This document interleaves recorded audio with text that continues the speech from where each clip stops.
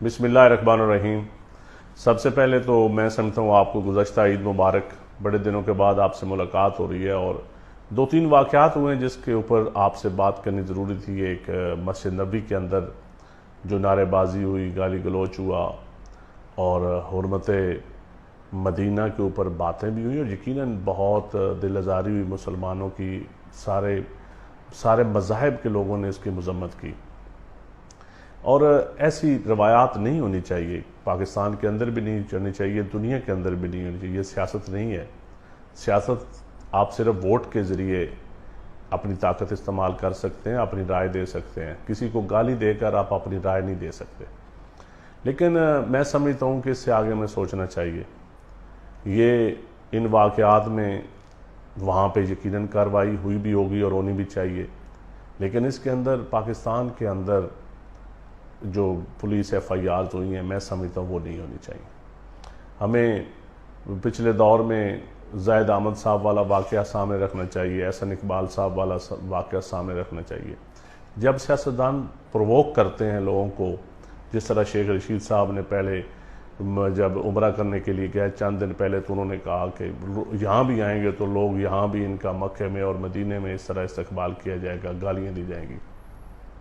तो ये अब वो दौर नहीं रहा। अब तो लोग सुनते हैं, देखते हैं और जज्बाती नौजवान होते हैं। वो समझते हैं कि शायद हमारा लीडर कह रहा है, हमारे सीनियर्स कह रहे हैं, तो ये बड़ी कोई आइडियल चीज़ है। बहुत कम लोग हैं जो सोचते हैं कि कहने वाले जो कह रहे हैं क्या खुद भी उस पर अमल करते हैं, क्या उनके कौल फ़िल में तज़ाद तो नहीं है। तो मैं समझता हूँ कि हमें यहाँ पे एक तो FIR गवर्नमेंट को बिल्कुल नहीं देनी चाहिए। इसका फ़ैसला सऊदी अरेबिया में ही होना चाहिए।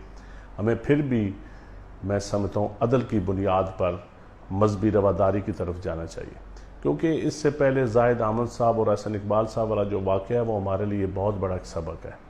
हमें सियासत में मज़हब को इस्तेमाल बिल्कुल नहीं करना चाहिए। दूसरा, शहबाज गिल साहब का एक्सीडेंट हुआ मोटरवे के ऊपर।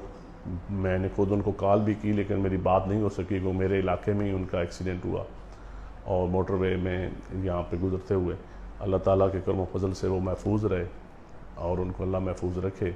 इसकी भी इंक्वायरी बड़ी डिटेल होनी चाहिए, क्योंकि यहाँ मैंने मोटरवे पुलिस से जो पूछा, जो इलाके के लोगों से पूछा जो उस वक्त मौके पे पहुँच गए थे, वो कुछ और बताते हैं।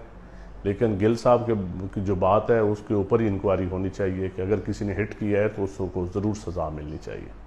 लेकिन ऐसी बातें सियासत में मैं समझता हूँ कि ये जिस तरह की पोलराइजेशन हो रही है, मेरी अपने नौजवानों से भी गुजारिश है, खा उनका किसी भी पॉलिटिकल पार्टी से उनकी एफिलिएशन है, कि प्लीज़ आप इस मुल्क को खाना जंगी की तरफ लेकर ना जाएं।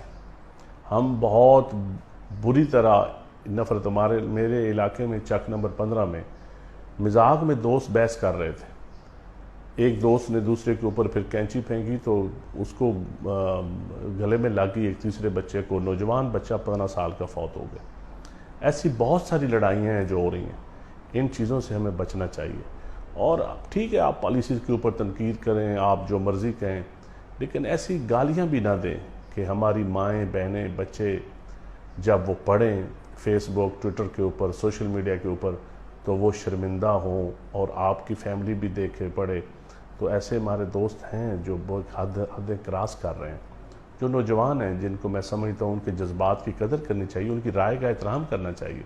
लेकिन राय देने का एक तरीक़ाकार होता है और तरीक़ाकार मैं समझता हूँ हमारी हिस्ट्री में, पॉलिटिकल हिस्ट्री में बड़े बड़े वर्स्ट चीज़ें भी इस्तेमाल हुई हैं, लेकिन अल्टीमेटली चीज़ें पॉलिटिकल क़यादतों ने तस्लीम किया है कि वो गलत थी, और अगर गलत थी तो हमें उसको ठीक करना चाहिए। बस यही आपसे गुजारिश है।